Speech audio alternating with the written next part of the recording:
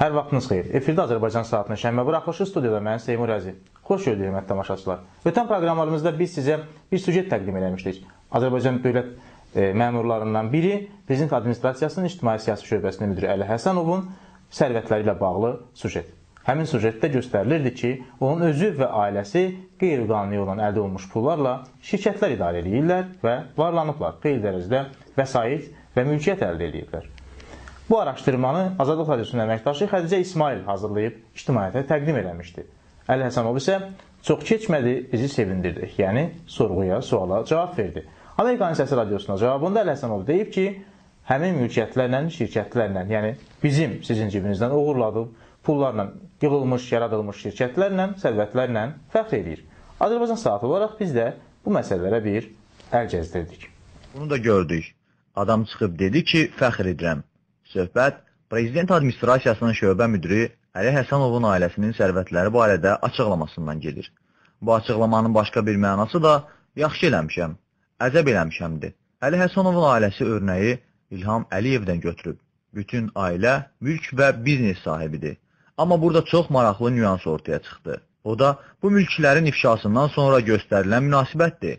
Əli Həsənov fərqli olaraq yaxşı eləmişəmlə kifayətləndi. Görəsən niyə? Burada ilk ağla gələn odur ki, Əli Həsənovun bu biznes şəbəkəsinin başqa şərhləri də var. Özü də yerli şərhlər deyil. Bu barədə başqa bir ətraflı yazımız olacaq. Bu şəriklər Əli Həsənovun belə ürəkli davranmasına imkan yaradırlar.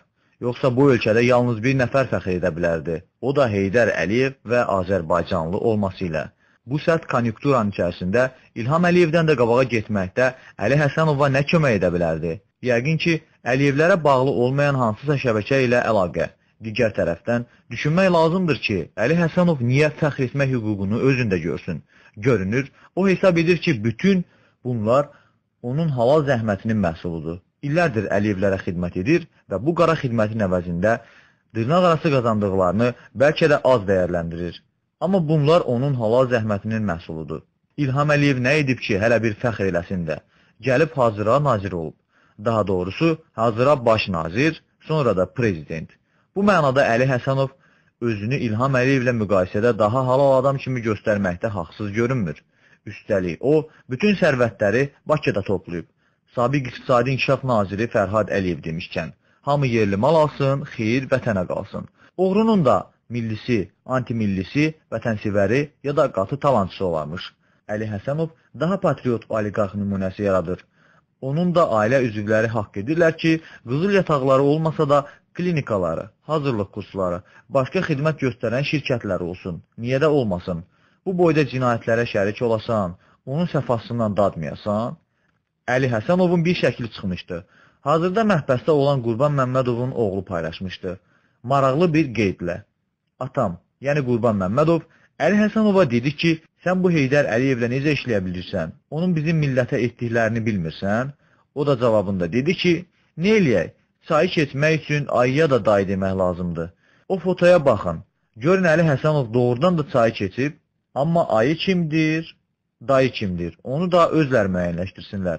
Fotodakı o biri gənd isə keçmiş Xarici İşlər Naziri Vilayət Quliyevdir. Əli Həsənovun yuxarıda dediyim xarici şəbəkə ilə əlaqəsinə dair tezisləri bu fakt da təsdiqləyir. O, ayıya dayı deməyi bacaran biridir. İndi niyə deməsin? Heç yadımdan çıxmaz.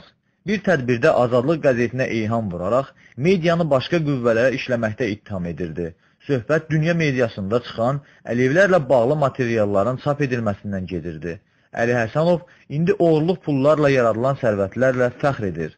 Bax, belə olur. İnsan dönür, dolaşır, özünü ifşa edir. Budurmu sizin vətənə sevginiz? Vətəni gəlir yeri kimi sevmirlər, cənab Həsənov. Bu milyoner oğlunuzun hərbi biletini çap edin görək o harda xidmət edib. Bir əsgərlik yoldaşı ilə şəkili varmı? Yoxdursa, bəlkə o da nurlu deputatların aldığı arayışlarla yayınıb hərbi xidmətdən.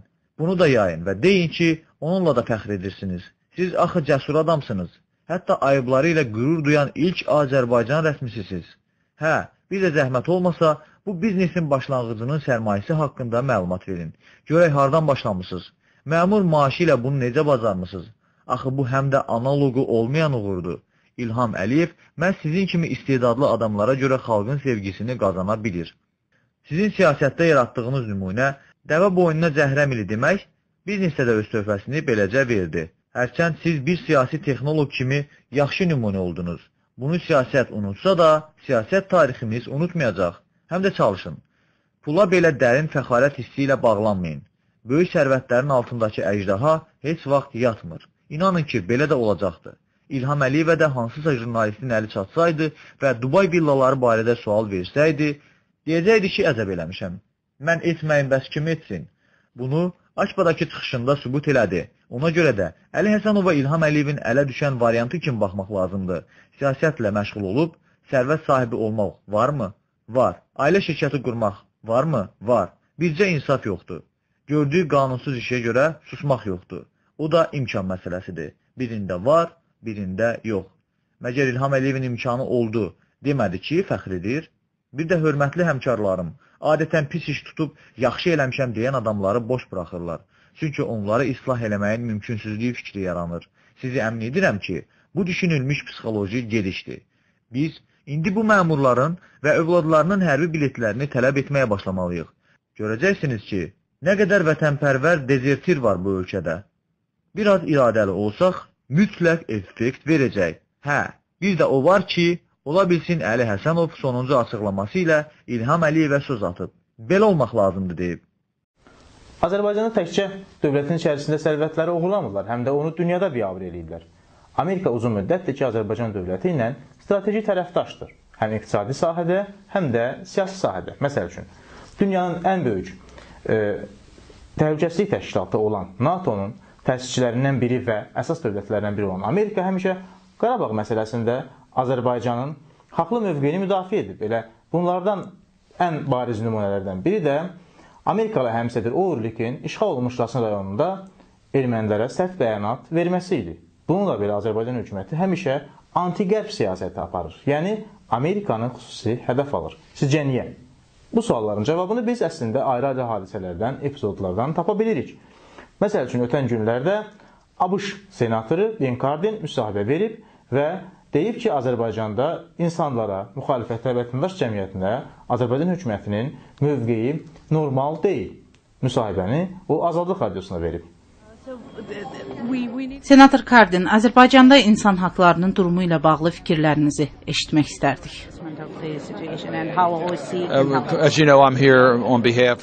Bilirsiniz ki, burada Parlament Assambleyasının tədbirində Birləşmiş Ştatların nümayəndə heyətini təmsil edirəm.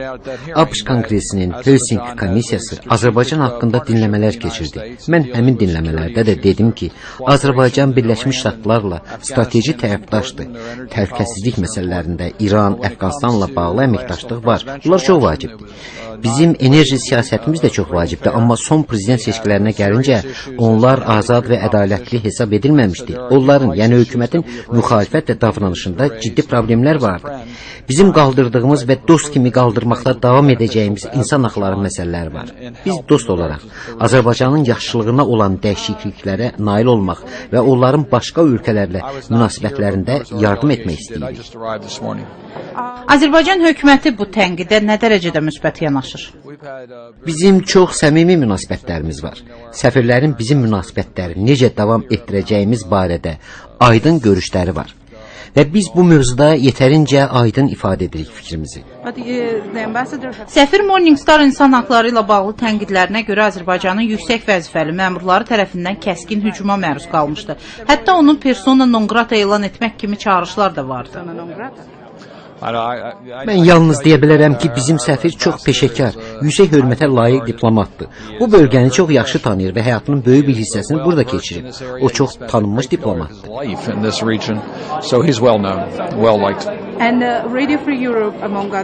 BBC Amerikan səsi və Azadlıq radiosunun yayımlarına yerli tezliklərdə qadağa davam edir.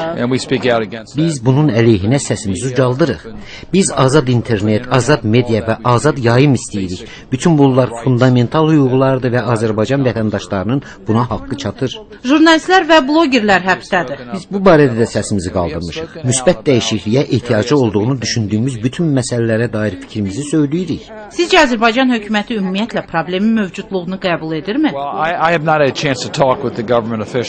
Hələ ki Azərbaycan hökuməti ilə görüşmə imkanım olmayıb. Senator Wicker görüşüb.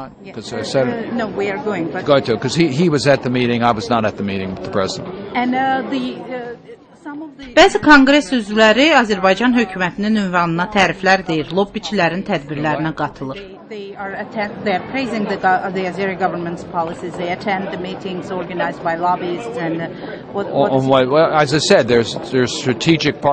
Dediyim kimi, Birləşmiş Ştatlar və Azərbaycan arasında strateji tərəfdaşlıq var. Enerji, İranın nüvə ölkəsi olmasının qarşısını almaq, Əfqanistana yardım, Birləşmiş Millətlər Təşkilatındakı əməkdaşlıq, bütün bunlar çox vacibdir və Azərbaycanla strateji əsaslı bir əməkdaşlığımız var. Amma bu, bizim fikrimizcə, ATƏT qarşısındakı öhdəliklərin yerinə yetirilməməsi məsələsinin əhəmiyyətini azalda bilməz. Sizcə ABŞ Konqresində Azərbaycan və digər bölgələrdə insan haqları ilə bağlı daha çox üzvün dəstəyinə ehtiyac varmı? Məncə, Birləşmiş Ştatlar Konqresində insan haqları ilə bağlı səslər yetərincə ucadan və güclü səslənir. Senator McCain və mən müvafiq qanunların qəbul olunmasına nail olmuşuq. İnsan haqlarının müdafiəsi Birləşmiş Ştatlar Konqresi olaraq bizim genimizdədir. Bu, bizim missiyamızın bir hissəsidir və biz məhz buna görə ATƏT-də iştirak edirik. Hörmətli tamaşaçılar, başqa bir Amerika siyasətçisi Senator Smith müsahibə verib və bildirib ki, Azərbaycan məmurlarına sanksiya tətbiq oluna bilər. Söhbət hansı sanksiyadan gedir? Əlbəttə ki, insan haqları və demokratiya məsələsində insanlara daha çox doğru dildə desək, zülm eləyən, insanların haqqını pozan, məhkəmələrdə ədalətsiz qərar çıxardan hakimlərdən hələ ki söhbət gedir. Ancaq Smith deyib ki, bu sanksiyalar xalqlara təsir eləməyəcək. Yəni, Amerika və ümumilikdə qərb dövlətləri bu yaxınlarda, məsəl üçün, İrana da sanksiya tətbiq eləmişdilər, amma İranda bu sanksiyalardan daha çox xalq əziyyət çəkirdi. Bu dəfə isə taktika başqa olacaq. İnsanların haqqını, xalqın haqqını pozanlar sanksiyalarla üzləşəcəklər. Azərbaycan ATƏT və başqa beynəlxalq təşkilatlarda insan haqlarının pozulmasına görə tənqid olunur. Sizin fikriniz nədir bu barədə? Well, I met with President Aliyev yesterday and raised the protection of journalists. Mən Prezident Əliyevlə dünən görüşmüşəm və onunla jurnalistlərin təhlükəsizlik məsələsini qaldırmışam. Azərbaycanda bir neçə jurnalist həbs olunub, susturulub. Onların arasında blogerlər də var. Beynəlxalq təşkilatlar bu situasiyanı izləyirlər. Mən həmçinin vicdan məhbusları məsələsini qaldırdım. Beynəlxalq amnistiya 13 nəfərin adını çəkir, ola bilsin ki, daha çox sayda. Onların dəqiq sayı bilinmir. Bizim narahatlığımızı doğuran məsələlərdir və biz onların azad edilməsinə, birləşmə azadlığının təmin olunmasına çağırırıq. Birləşmə azadlığı təkcə Helsinki yekun aktının deyil, həm də beynəlxalq insan haqları deklarasiyasının vacib elementidir. Rusiyada insan haqlarını pozan şəxslərlə bağlı Magnitski aktı var. Sizcə bu aktı Azərbaycanda insan haqlarını pozan şəxslərə qarşı da tətbiq etmək lazımdırmı? Yaxşı sualdır. Prezidentin ayrı-ayrı şəxslərə qarşı viza qadağası və başqa sanksiyalar tətbiq etmək üçün səlahiyyəti var. Mən 2004-cü ildə qəbul edilən Belarus Demokratiya aktının müəllifiyəm. Həmin qanun Lukashenko ilə bağlı bir sıra şəxslər haqqında qərarlara səbəb oldu. Yenə də prezidentin belə bir səlahiyyəti var və istəsə onu işlədə bilər. Magnitski aktı ona Konqres tərəfindən imprimatur yaşıl işıq idi. Amma prezidentin indi də səlahiyyəti var. Magnitsky just gave him the imprimatur of the United States Congress, but there are authorities that exist for the president to do that if he so decides. Azərbaycandakı insan haqları pozucularına da tətbiq edilə bilər, eləmi? Mənim düşüncəm budur ki, sanksiyalar nə qədər fokuslaşmış olsa, o qədər yaxşıdır. Sanksiyalar repressiyalardan əziyyət çəkən xalqları deyil, repressiyaları tətbiq edən şəxsləri hədəf alsa yaxşıdır. Biz İranla bağlı eyni şeyi etdik. Bəzi sanksiyalardan bütövlükdə xalq əziyyət çəkirdi. Biz ayrı-ayrı şəxslərə tətbiq etdik. Məncə, gediləsi yol budur. Siyasi məhbuslar, həbsdə olan jurnalistlər var. Onların ailə üzvlərinə sözünüz varmı? Seçki müşahidəsi də daxil olmaqla. Anar Məmmədli nə deyirsiniz? Bəli, mən onun da məsələsini prezidentə söhbətimdə qaldırdım. Vacibdir ki, biz bu işləri ad-bad yada salaq və hökumətə də bununla bildirək ki, bu insanlar bizim üçün önəmlidir və onlar üçün ədalətə ehtiyac var. Bu deməkdir ki, onlar azad olunmalıdır. Ötən həftə Azərbaycanda ATƏT Parlament Assambleyasının 23-cü sessiyası keçirildi. Həmin sessiyada maraqlı hadisələr baş verdi. Azərbaycan hökumətinin ünvanına insan haqları və demokratiya ilə bağlı tənqidlər də ünvanlandı. Amma ən maraqlı hadisə bu idi ki, AXCP sədri Əli Kərimli həmin tədbirin keçirildiyi otelə gəlib Danimarkalı deputatlarla görüşmək istəyərkən ona mane oldular. İlham Əliyev həmin tədbirdən bir neçə gün qabaq Avropa Şurası Parlament Assambleyasının tribunasından bildirdi ki, Azərbaycanda siyasi pluralizm var və hər kəsin azad və sərbəst şəkildə siyasi fəaliyyət göstərmək imkanları var. Üstündən bir neçə gün keçməmiş isə Bakının mərkəzində bütün qərb dövlətlərinin nümayəndələrinin gözü qarşısında müxalifət lideri bir otelə buraxılmadı. Həmin tədbirdə iştirak edən Danimarkalı deputatlar isə bu məsələyə açıq-aydın reaksiya verdilər. Təşkilatçılığa, qonaqpərvərliyə görə təşəkkür edirəm. Amma onu deyim ki, biz ATƏT Parlament Assambleyasının tədbirini insan hüquqlarının ciddi pozulduğu bir ölkədə keçiririk. Bunu ona görə deyirəm ki, biz Danimarka nümayəndə heyəti olaraq AXCP sədri Əli Kərimlini sessiyanın keçirildiyi otelə dəvət etdik. Amma onu otelə buraxmadılar. Biz onunla söhbət etmək istəyirdik. Mən xahiş edirəm ki, ev sahibi olan ölkələr ATƏT-in belə tədbirlərində QHT müxalifət nümayəndələri ilə deputatların görüşünə icazə verilsin. Əgər belə imkan verilməyəcək, onda belə ölkələrdə tədbirlər keçirilməsin. Azərbaycanlı deputat Bahar Muradova baş verənlərin Bakının deyil, ATƏT-in Parlament Assambleyasının problem olduğunu deyib. Şəxslərin buraxılması, qeydə alınması, iştirakının təsdiqlənməsinin müvafiq prosedur qaydaları var. Və Azərbaycan da bu qaydaların hər bəndinə əməl edib, adı çəkilən şəxsin, siyasi partiya rəhbərinin bura daxil olmamasının səbəbi Azərbaycan hökuməti deyil, ATƏT Parlament Assambleyası və onun katibliyinin daxili qaydalarıdır. Nə baş verir? İkili standartlar bizim təşkilatda bu qədərmi üstünlük təşkil edir ki, biz bir nəfərin qanunlarla müvafiq olaraq Azərbaycana viza verilməməsinin qarşılığında Azərbaycanda tədbirlərin keçirilməməsi tələbini irəli sürürük və bütövlükdə dövlətə və Azərbaycan xalqına qadağa qoyuruq. Siz özünüz də gördünüz ki, Azərbaycanın ATƏT Parlament Assambleyasının nümayəndə heyətinin rəhbəri Bahar Muradova səsləndirilən fikirləri tənqid etməyə cəhd etdi. Amma başqa bir Danimarkalı deputat öz müsahibəsində bildirdi ki, onlar əslində gözlərində gördüklərinə inanırlar. Başqalarının bildirdikləri fikirlərə yox. Məsələ də burasındadır ki, Azərbaycanda həqiqətlər və həqiqətlər haqqındakı söhbətlər tamamilə fərqlidir. Baxaq görək, Danimarkalı deputat xanım nə dedi? Biz mehmanxanada Əli Kərimli ilə görüşüb, Azərbaycandakı ictimai-siyasi vəziyyəti müzakirə etmək istəyirdik. Təhlükəsizlik işçisindən xahiş etdik ki, Əli Kərimli ilə görüşə imkan yaratsın. Onlarsa bunun təhlükəli olduğunu dedilər. Bir daha xahiş etdik ki, heç olmasa təhlükəsizlik əməkdaşlarının müşahidəsi ilə keçirək görüşü. Buna da razı olmadılar. Düşünürəm ki, onlar Əli Kərimlini yaxşı tanıdıqlarından görüşümüzə mane oldular. Əli Kərimli ilə başqa yerdə görüşə bildik və Azərbaycandakı vəziyyəti müzakirə etdik. O bildirdi ki, hakimiyyət müxalifəti ictimai təşkilatları təzyiq altında saxlayır, mətbuatda problem yaradır. Biz partiyaların qərargahları haqda da danışdıq. QHT nümayəndələrindən kimlərlə görüşdünüz? Mətbuata beynəlxalq dəstək təşkilatı ilə görüşüb, mətbuat azadlığı məsələlərini, QHT-lərin üzləşdiyi çətinlikləri müzakirə etdik.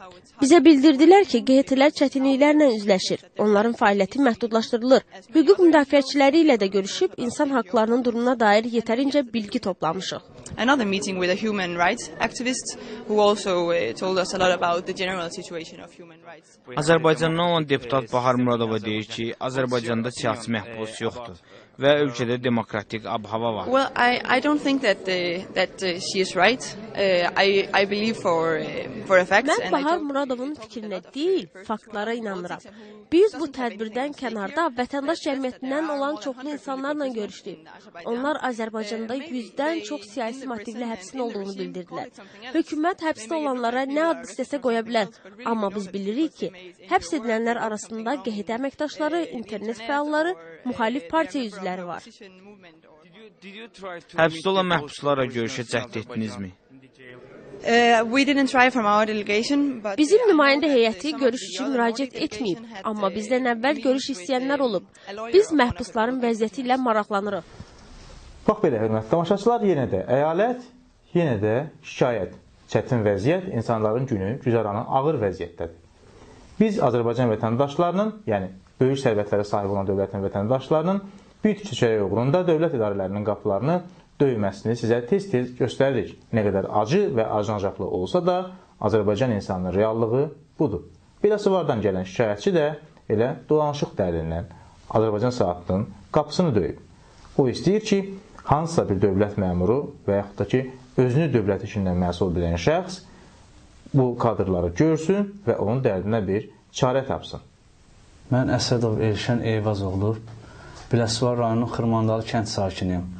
2 ildən çox bir müddətdir ki, Əmək və Əhalinin Sosial Müdafiəsi Mərkəzinə Biləsuvar rayon üzrə müraciət etsəm də, müraciətlərin müxtəlif bəhanələrlə rədd edilir. 3 uşağım var, xəstədirlər, normal qidalandıra bilmirəm, dərmanını ala bilmirəm. Xahiş edirəm, kömək edin. Bu haqsız məmurların əlindən mənim günahsız körpələrimi xilas edin.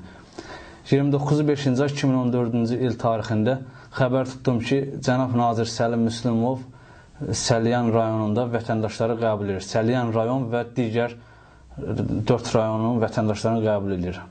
Saat 7:30-da oldum Səlyan rayon Əmək və Əhalinin Sosial Müdafiə Mərkəzinin qabağında. Süpürgəçilər ora çatanda mən də çatmışdım. Ona görə çatmışdım ki, birincidən bizim müdürlər gəlməmiş, Xalid Rüstəmov, Ədalət Mürsəlov, Rəşad Nəsirov ora daxil olmamış, mən ora adımı yazdıra bildim. Çünki onlar məni qoymur adımı yazdırmağa. Adımı yazdırdım, mənim içərdən qolumdan tutub çıxartdılar çölə, apardılar çayxanaya. Rüşvət boyun almadığım üçün mənə sosial yardım ayrılmır Biləsuvar rayonunda. Biləsuvar rayonunda acınacaqlı vəziyyətdə yaşayan ailələr üçün deyil sosial yardım. Vəziyyəti yaxşı olanlar üçündür. İşbirliyi qururlar, 51 olurlar, lazım olan istədikləri adamlara verirlər. Kənd Sovetində mənə deyirlər ki, get gələn Nəsirov Rəşad, Sosial Yardım İdarəsinin işçisidir, inzibati ərazi üzrə. Deyir, onunla öz arandakı sərhəddi uçurtma. Xahiş edirəm, mənə başa salın, göstərin sərhəd nə deməkdir? Bu dövlət məmuru, mən də vətəndaş, gəlmişəm, durmuşam, sənədlərimi təqdir edirəm. Mən onu soya bilmərəm, orada təhqir eləyə bilmərəm, heç hüququm da yoxdur, haqqım da yoxdur. Mən hansı sərhəddə onu uçurtmamalıyam? Orada o sözün mənası nədir? Deyir ki, Nəsirov Rəşaddan öz arandakı sərhəddi uçurtma. Sərhəddi uçurtsan, almayacaqsan, ömrü boyu bu vəziyyətdə qalacaqsan sən. Azərbaycanda iri xırdalı bizneslə məşğul olan şəxslərin arxasında kimlərin sağ olduğu barədə söz-söhbətlər həmişə gəzir.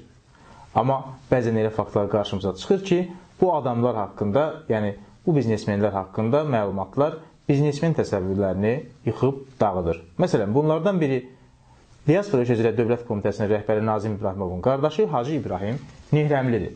Hacı İbrahim Nehrəmli haqqında Azərbaycan mətbuatında siz xeyli məlumat oxuya bilərsiniz. Məsəl üçün, elə müxalif yönlü qəzet tapa bilərsiniz ki, onunla reklam qaydasında müsahibələr çap edir. Amma yəni özünü təriflətdirir, sərmayə qoyur. Nəhayətdə isə məlum olur ki, Hacı İbrahim o sərmayəyə, yəni o reklama qoyduğu pulların heç onda birini başqa borcu olan bir şəxsə vermir. Dəfələrlə Azərbaycan saatının efirindən sizə göstərmişik bu barədə. Kiçik bir iş adamı, yəni onunla podratçı qaydasında iş görən iş adamı hətta etiraz əlaməti olaraq ağzını tiksə də Hacı İbrahimdən haqqını ala bilməyib. Görək, bu nahaq, hesab və məhkəmə məsələsidir. Məmmədov Elşad Tofiqoğlu, Bakı şəhərindən alınmışam, amma hal-hazırda 2 il yarımdır ki, Qazax rayonunda məskunlaşmışam. Qazax rayonunda məskunlaşmağımın da səbəbi Bakı şəhərindən Həsən 96 şirkətindən, Avesta konserninə daxil olan Həsən 96 şirkətindən 2 mənzil almağımdır. Bu mənzilləri aldıqdan sonra Hacı İbrahim Nehrəmli məni mühafizəçiləri məni ölümlə hədələdilər, bandatdellə tutturmaqla hədələdilər və məcbur olub Qadax rayonunda məskunlaşdım. Və bu çıxışımı ona görə edirəm ki, mən haqqımı tələb etdikcə polis orqanları, icra strukturları mənim üzərimə gəlməyə başlayırlar. Mən yəni öz haqqımı tələb elədikcə məni şantaj edirlər, məni hədələyirlər. 1000-dən artıq şikayətim baxılmamış vəziyyətdə qalıb. Mən bunu dəfələrlə media vasitəsilə, mətbuat vasitəsilə demişəm. Bir daha deyirəm ki, mənə hamı deyir ki, Hacı İbrahim çox güclü adamdır. O, diasporanın sədri Nazım İbrahimovun qardaşıdır və bu məsələni ancaq sən prezident və Mehriban xanımla həll edə bilərsən. Və mən baş prokurorun qəbulunda olmuşam, korrupsiyanın generalı Kamran Əliyevin qəbulunda olmuşam. Görün vəziyyət nə həddə satıb ki, Kamran Əliyev mənim haqlı olduğumu deyir, lakin bu dələduz Hacı İbrahimdən mənim pılımı ala bilmir. Mənim işimi göndərirlər Ali Məhkəmənin plenumuna. Ali Məhkəmənin plenumu Ramiz Rızayev Hacı İbrahimlə bir kənddən olduğu üçün, Nehrəmdən olduğu üçün Ali Məhkəmənin sədri belə protokolu dəyişir. Ali Məhkəmənin protokolunu dəyişir. Məhkəmədə deyir ki, işlər korrupsiya idarəsində araşdırıldığına görə məhkəmə iclasından çıxarılsın. Amma mənim məhkəmənin qərarı gəlir ki, bura müraciət eləyib, biz buna yox demişik, təzədən bizim buna baxmağımıza səlahiyyətimiz çatmır. Yəni, bir ki, Ali Məhkəmənin sədri protokolu dəyişdirsin, yəni bu Hacı İbrahimin necə güclü olmağını bildirir. Və mən şikayətlər etdikcə hiss eləyirəm ki, bu yaxınlarda Hacı İbrahim məni tutturacaq və yaxud da öldürtdürəcək. Mən bunu Daxili İşlər Nazirinə də, MT-nə də, prokurorluğuna da dəfələrlə yazılı müraciət etmişəm. Və bu mənim müraciətim son müraciətlərimdəndir. Bilirəm, bu yaxınlarda Sevinç Babayeva'nın oğlunu tutdular, Ayxan Babayevi. Yəni, onu oğurluq maddəsi ilə tutdular. Mən bir daha bildirirəm ki, mən nə narkomanam, nə nəşə çəkirəm, nə içki içirəm. Mən ibadət eləyən bir adamam, 3 övladım var. Bu yaxınlarda Hacı İbrahim sifarişlə məni tutturacaq. Yəni, mən onun üstünə getdikcə, haqqımı tələb elədikcə hiss eləyirəm ki, mənə təzyiqlər artır. İcra hakimiyyəti tərəfindən, polis tərəfindən. Yəni, belə bir sual verirlər ki, bunun bu qədər pulu ola bilərmi? Yaxşı, mən öz ata mülkümü satmışam, borc xərc alıb 2 mənzil almışam. Hacı İbrahimə bəs deyən yoxdur ki, sən 7 milyona yaxtanı hardan almışsan? 1 milyonluq maşında necə gəlirsən? Deməli, bu adam nehrəmlidirsə, qardaşı nazirdirsə, buna hər şey olar. Bizə heç nə olmaz. Prezident aparatından cavab gəlmir, Mehriban xanım da qəbul eləmir, nazirlərimiz də baxmır, prokurorlarımız da baxmır, polisimiz də baxmır. Yəni, bu qədər dərəbəylik olmaz axı. Bəs biz dərdimizi kimə deyək? Azərbaycanlı deyirük. İndi isə Qubadakı tamaşaçılarımız yaxın otursunlar. Çünki Qubada baş verən hadisələrdən məlumat verəcəyik. Qubada bir iş adamının torpağını əlindən alıblar. Deyilinə görə məşhur adamlardır. Azərbaycan parlamentinin üzvü və ona yaxın adamlar. Nədənsə belə olur. Heç vaxt biz rast gəlmədik ki, son 20 ildə xüsusilə rast gəlmədik ki, Azərbaycanda hansısa bir məhkəmə dövlət məmuru ilə vətəndaşın, hansısa bir vəzifəli şəxslə vətəndaşın və yaxud da pullu adamla bir sadə insanın mübahisəsi olanda onun xeyrinə qərar çıxartsın və yaxud da ədalət təcəlli eləsin, hansısa bir dövlət orqanı vətəndaşın problemini həll eləsin. Görək, Qubada nə baş verir?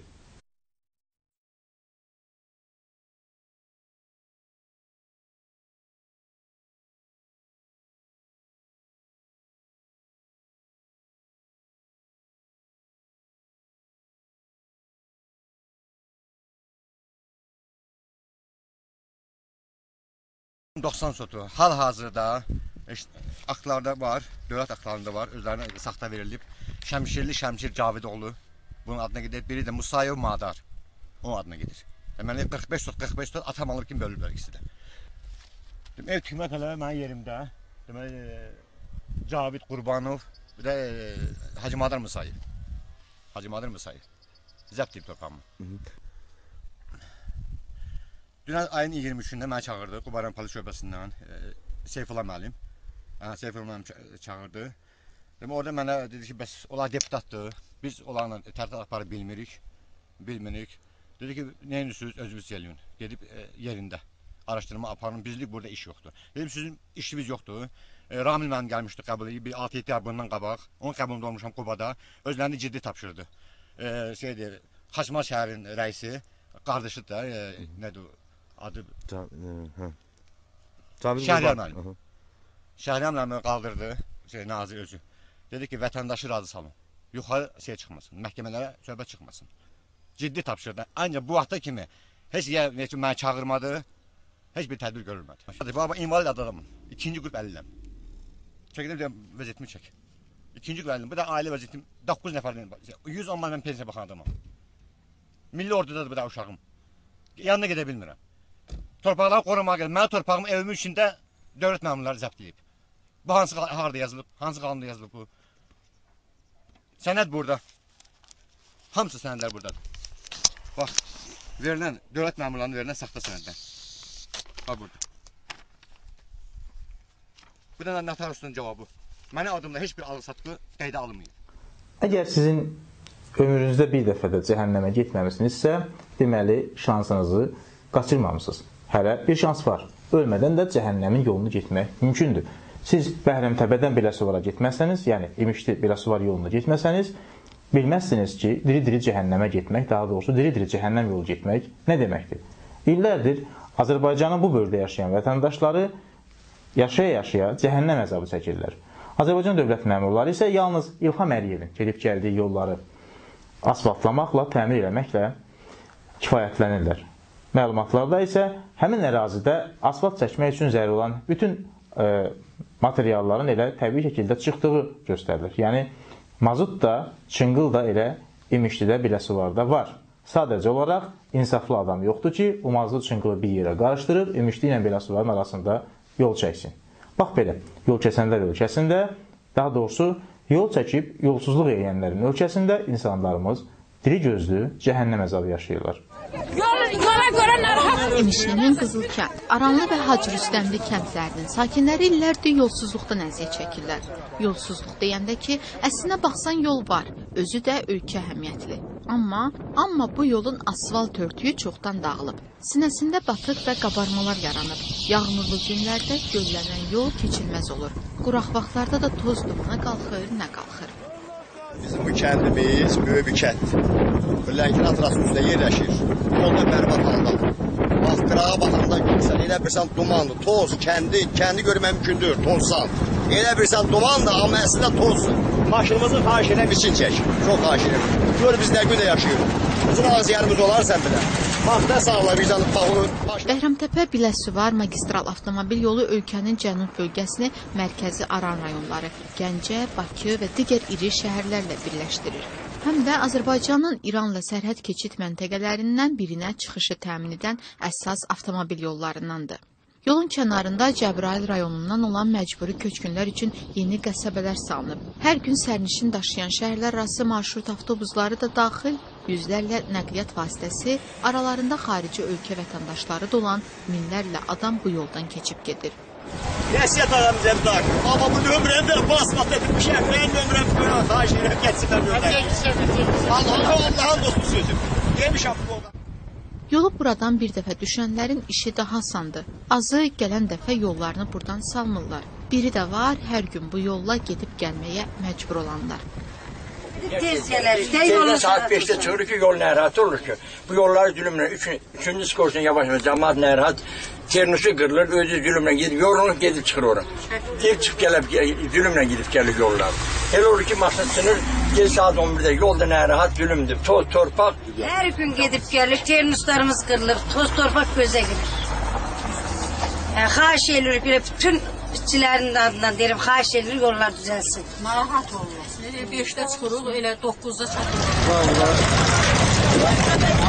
10 dəqiqəlik, 15 dəqiqəlik yolu saat yarıma gedib gəlir. Cəmaat da çox narahat halda gedib gəlir. Mümkündür. Elə bir sistemdə də yaşayırıq ki, biz bir dəqiqə işləyirik ki, yəni ora biz 10 dəqiqə geciksək, biz belə millətin hamısı qaytaracaqlar geri. İşlətməyəcəklər. Hanı yol var. Cəmaat gedib gələ bilmir. Tosta qodadan bax, maşın gəlir. Gör ki, maşın görəcəksə də nə? Regionların 2009-2013-cü illərdə sosial-iqtisadi inkişafına dair dövlət proqramında ölkə əhəmiyyətli rayonlar arası avtomobil yollarının da əsaslı təmiri nəzərdə tutulub. Sənətdəki tədbirlərin icra vəziyyəti barədə Biləsuvar rayon icra hakimiyyəti belə bir məlumat yayıb. 2013-cü ildə Bəhramtəpə-Biləsuvar magistral avtomobil yolunda 30 kilometr tikinti işləri aparılıb və asfaltlaşdırılıb. Hazırda yol tikinti işləri davam etdirilir. 2012-ci il üzrə dövlət əsaslı vəsait qoyuluşunun bölgüsündə sözügedən yolla 5 milyon manat ayrılması nəzərdə tutulub. Sual doğur. Həmin vəsait ayrılıb ya yox? Göstərilən məbləğ təmir işlərinin tam dəyəridir, yoxsa onun bir hissəsi? Burada bilinmir. Görünən odur ki, illər öncə başlanmış yol təmiri yarımçıq qalıb və onun nə vaxt tamamlanacağı məlum deyil. Uzun müddətdir bu yollarla gedirik, bu yolla keçməli mümkün deyil. Biz burayla işləyirik, şirkət yoludur, amma heç bir tədbir görmürük uzun müddətcə. Elə deyirlər yollara baxılacaq, yollar salınacaq, amma heç bir iş getmir. Aranlı kənd sakinləri hələ ötən il Azəryol servisə bu yolun bərpası ilə bağlı müraciət ediblər. Azərbaycan saatının müəllifi Qənimət Zahid bu dəfə də sizinlə unikal bir söhbət eləyəcək. Onun təqdimatını sizə göstərməmişdən qabaq onu deyə bilərəm ki, Azərbaycan əslində qaragüruhçuların idarəsində olan və bu qaragüruhçuluğun da arxasında isə pul dayanan bir sistemdir. Yəni, insanlar pul üçün qaragüruhçuluq eləyirlər, sərvət üçün qaragüruhçuluq eləyirlər. Onların Alman faşizminin başqa bir formasını qurublar. Yəni, əslində sən haqqını tələb edirsinsə, şərəfsizsən, sən ədalət tələb edirsənsə, şərəfsizsən və ermənipərəstsən. Bütün bu sujetlərdən biz isə gördük ki, əslində bizim ermənilərlə müharibəmiz dayansa da, daxildəki müharibəmiz hələ də bitməyib. Bu, insanlıq savaşıdır. Baxaq görək, biz nə qədər insanıq. Bu günlərdə saytların birində politolog Qabil Hüseynlinin bir yazısı gözümə dəydi. O deyirdi ki, bu adam 10 ildən artıqdır hakimiyyətdədir və adamların gözünü döyənək edib. Bəli, laf bu şəkildə. Bu adam getməli, insanların gözü yeni simalar görməli, siyasətə yeni adamlar və komandalar gəlməlidir. Qabil bəy köhnə adamlardandır. Nəyi, harada deməyi bacarır və bir çox məqamlarda obyektiv olmağı da sınaqdan çıxarmış birisidir. Təcrübəli adamdır, onlarla partiyanın üzvü olub, mühüm dövlət vəzifəsində işləyib, vəzifədən çıxarılıb, mühacirətdə və vətəndə yaşayıb. Adam sözünün çəmini və nəyi necə deməyi bacarır. Doğrudur, biraz əvvəl iqtibas etdiyim parçada Qabil Hüseynli İlham Əliyevi yox, Rəcəb Tayyib Ərdoğanı nəzərdə tuturdu. Amma indi mən əlavə etməsəydim, kim başa düşəcəkdir ki, Qabil Hüseynli İlham Əliyevi yox, Ərdoğanı nəzərdə tutub? Heç kim başa düşməyəcəkdir. Çünki Ərdoğan Azərbaycanda heç kimin gözünü döyənək etməyib. İlham Əliyev isə başqa məsələ. O qədər uzun hakimiyyətə iddialıdır ki, hətta Qabil Hüseynli kimi adam da Ezov dilində danışmağa məcbur olur. Deməli, o artıq yerində deyil. Azərbaycanda yerində olmayan adamlar isə yalnız İlham Əliyev deyil. İctimai effektinə tamaşa edəndə onlarla, hətta yüzlərlə adamın öz yerində olmadığına əmin olursan. Məsələn, götürək Rəbiyyət xanım Aslanovanı. Rəbiyyət xanım Azərbaycan parlamentində insan haqları ilə bağlı komitənin başçısıdır. Amma bütün çıxışlarından və qeydlərindən belə nəticəyə gəlmək olar ki, bu ifadələrin sahibi penitensiar xidmətin başçısı vəzifəsini tutur.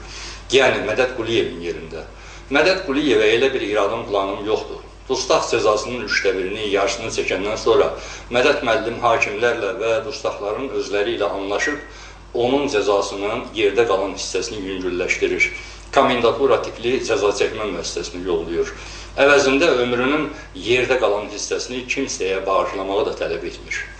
Amma bir dustaq cəzasının son günlərini çəkdiyi günlərdə də Rəbiyyət xanım hökm edir ki, o cinayət edib və cəzasını çəkməlidir.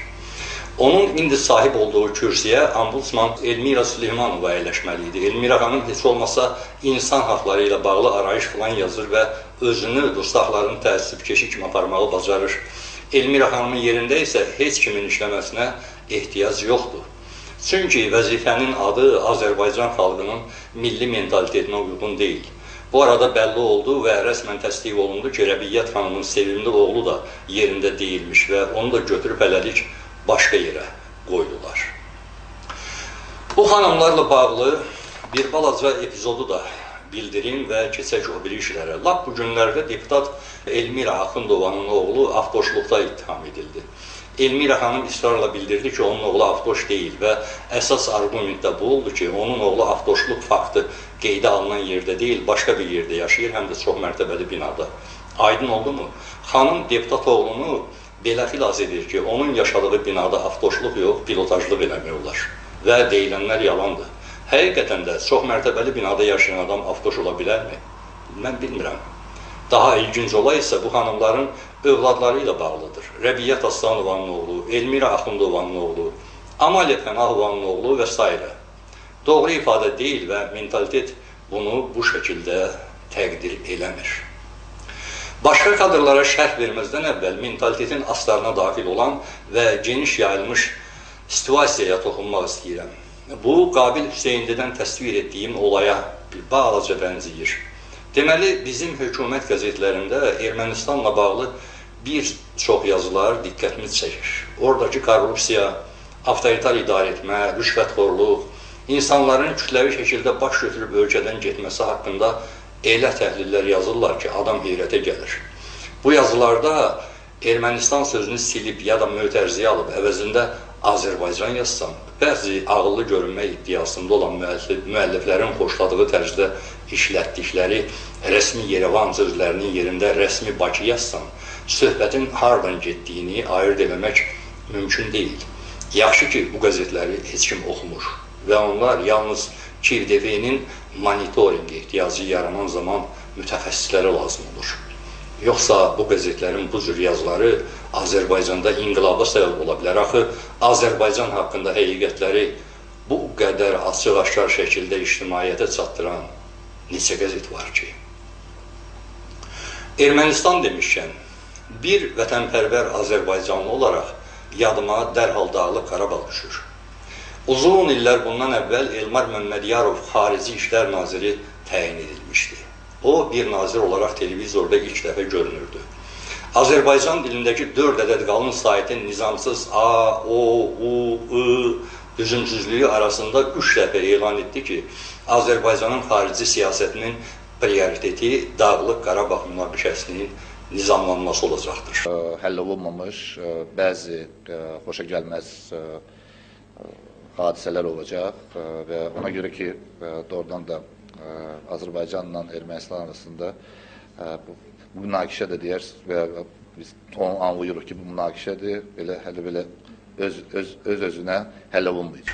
Elmar Məmmədiyarov indi həmin qalın saytlərdən bu qədər pərakəndə şəkildə yararlanmır, amma Dağlıq Qarabağ münaqişəsinin nizamlanması ilə də prioritet məsələ olaraq məşğul deyil. Özü iddia etsə də inanmaram. Siz də inanmayın. Əstağfurullah. Mənim insanların zahiri görkəmi ilə heç zaman işim olmayıb. Özümün də düzəməlli yaraşığım planım yoxdur. Hətta Darvinizmin ümumbəşəri təkidləri bu qədər geniş vüsət almasaydı, əcdadlarımıza birbaşa bağlılıqla qürur duya biləcək qədər ciddi əyani göstəricilərim var. Amma Azərbaycan hökumətinin Dağlıq Qarabağ icmasının təmsilçisi kimi dünyaya sırmaq istədiyi Bayram Səfərovun da bir çox baxımdan Qarabağı Azərbaycanlılarının ümumiləşdirici tipi sayıla biləcəyinə böyük şübhələrim var. Operatordan xahiş edirəm, Bayram müəllimi bir qədər iri planda, yəni elə təxminən mənim indi göründüyüm qədər göstərsin. Bayram müəllimə böyük hörmətim və sevgilərim olduğunu söyləyə bilmərəm. Amma onun naturası işğaldan istirab çəkməkdə olan insan tipinə bənzəmir. Səhv edirəmsə, gedin Hikmət Sabiroğlundan soruşun. O Şuşalıdır, bilər. İlqar Rəsuldan soruşun, Rafiq Əliyevdən soruşun. Siyasətə qarışmasa da siyasətə az dəxli olan bu cür məsələlər haqqında öz sözünü açıq-aşkar söyləməkdən çəkinməyən hörmətli insanlarımızdandır. Bu vəzifəyə, yəni Bayram Səfərovun vəzifəsinə daha münasib olan başqa bir adam tapmaq lazımdır. Gənc olsun, daha yararlı olsun. Üzünə tamaşa edəndə Qarabağ münaqişəsinin tənzimlənməsi ilə məşğul olan beynəlxalq təşkilatlarda da bəli, bu adam bizim təsəvvürümüzdəki Azərbaycanlı tipi olaraq Dağlıq Qarabağ Azərbaycanlılarının təmsilçisidir deyə biləcək qədər rahat olsunlar. Başqa bir mülahizəm yoxdur. O zaman Elmar Məmmədiyarovun da öz yerində olduğuna dair şübhələrə bəlkə son qoymaq olar. Bayram Səfərova isə başqa, daha münasib yer tapmaq olar. Məsələn, mən onu Abşeron rayonu ərazisində fermer təsərrüfatı başçısı kimi təsəvvür edirəm. Niyə görəməz Abşeron? Başqa yer qalıbsa təklif edin, həm də mən onu bir şey bilməsəm demərəm. Sizin isə çox bilməyiniz məsləhət deyil. Çox bilsəniz tez qocalarsınız, siz cavan qalmalısınız. Çünki yer və yer edəcək işləriniz çoxdur. Adamlar cəhənnəmə, Azərbaycanda heç yekə-yekə idarələr də öz yerində deyil. Məsələn, iqtisadçılar araşdırıb ortalığa fakt qoyublar ki, Xəzər Dəniz Gənciliyi İdarəsi ayda dövlətə 10.000 dollar vergi verilmiş. Mərz gəlirəm ki, Bakıdan Tiflisə eşşək arabası ilə neft daşımağa lisenziyası olan bir qardaş ayda 20.000 dollardan artıq vergi verməyə hazır olar, tək ona hansısa kvota daxilində neft daşımaq icazəsi versinlər. Bu boyda idarə bir eşşək qədər, o boyda gəmilər isə bir-iki eşşək arabası qədər xeyir gətirmişsə, dövlət bu nəhəng təsərrüfatı niyə saxlayırmış görəsən bilmirəm. Cəmisi 100-120 il bundan əvvəl Bakıdan Batuma nefti dəvələrdə, tuluqlarda daşıyırdılar və o zaman nə Kaspar vardı, nə də keçmiş Aydın Bəşirov, amma sabah açılırdı. İndi tərəddüdlə mərc edə bilərəm ki, dövlət dəmir yolda, Azalda bir eşşək yükü qədər səmərəli işləyə bilmirlər. Deməli, nədir? Yerində olmayan idarələrdir. Əgər məsələn Azalı ləğv edib Silkivey adlı özəl şirkətə ki, hörmətli İlham Əliyevin ailəsinə məxsusdur, Azalın statusunu versən, o onlarla və yüzlərlə qat daha çox gəlir verər. Əlbəttə, dövlətə yox, elə indi xeyir verdiyi yerə. Amma nə dəxli var ki, biz paxıl deyilik. Bir halda ki, biz özümüz dövlət olaraq gəlir götürə bilmirik, qoy dövlətin sahibi adına iddialı olanlar götürsünlər o gəliri. Bəyən, Azərbaycanda dövlət öz yerindədir ki, məsələn, hələ bir ay əvvəl mən Facebookda yazmışdım ki, Daxili İşlər Nazirliyinin insanla alverinə qarşı mübarizə idarəsinin rəisi Şərif Əsədullayevə general rütbəsi verəcəklər və iyul ayının birində bu xəbər təsdiqləndi. Bir ay bundan əvvəl Azərbaycandan 4000 nə qədərsə aralda mən Şərif Əsədullayevə general rütbəsi veriləcəyini, bu münasibətlə hətta yaxın dostanışın da onu təbrik etdiyini bilirəmsə, daha bu nə söhbət olur ki? Deməli, oralarda kimsə yerində deyil. Məsələn, konkret olaraq Azərbaycanda hansısa icra başçısının yerində olduğunu söyləməyə cəsarət etmirəm. Bir də görürsən, bir sərəncam çıxır. Bir dəstə icra başçısı bir sərəncamla bir rayondan o birisinə adladılır. Əgər bu adamlar yerlərində olsalar, onların yerlərini dəyişməyə nə ehtiyac vardır ki? Demək, bu adamların yeri dəyişik düşüb və sərəncamlarla hərriyə onların yerini tapmağa çalışırlar. Əslində, kiminsə öz yerində olmadığı barədə mülahizələr mənim beynimə 2006-cı ilin iyul ayının 26-sından bəri daxil olub.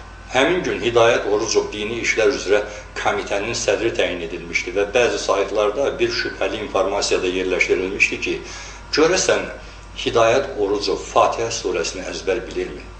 Doğrudur, o zaman yeni komitə sədri bu şübhələri isti-isti təşrih etmişdi. Amma hər halda bu şübhələr qalmaqda davam edirdi. Ondan sonra Azərbaycandakı kadr təyinatları ilə bağlı hər zaman hansısa şübhələr hər zaman dilə gətirilib. Məsələn, Oqtay Əsədov parlamentə sədr təyin ediləndə hamı təəccüb eləmişdi ki, nə hüquqa, nə siyasətə dəxli olmayan bir adam parlamentin sədrliyinə niyə seçilir? Orada məsələn, niyə Aydın Mirzəzadə, Mübariz Qurbanlı, lap elə Siyavuş Novruzovu yox, Oqtay Əsədovu sədr seçirlər axı. Neçə ilin partiyası bəyəm o günə mi qaldı ki, sıralarından bir siyasi adam tapıb parlamentə sədr qoyanmadı? Bizim günlərdə də bu təəccüb davam edir. Hamı aşkar şəkildə görür və dəyərləndirir ki, spikerin müavinləri olan Ziyafət Əskərov, Bahar Muradova kimi adamlar parlamentin sədri olmağa daha çox layiqdirlər, nəinki indiki sədr. Deməli, orada da heç kim yerli yerində deyil.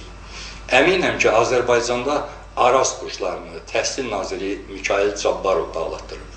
Adam düşünüb ki, əgər işlər belə getsə, Azərbaycan hökuməti onu işindən atıb Fətullah Güləni Təhsil Naziri təyin edə bilər.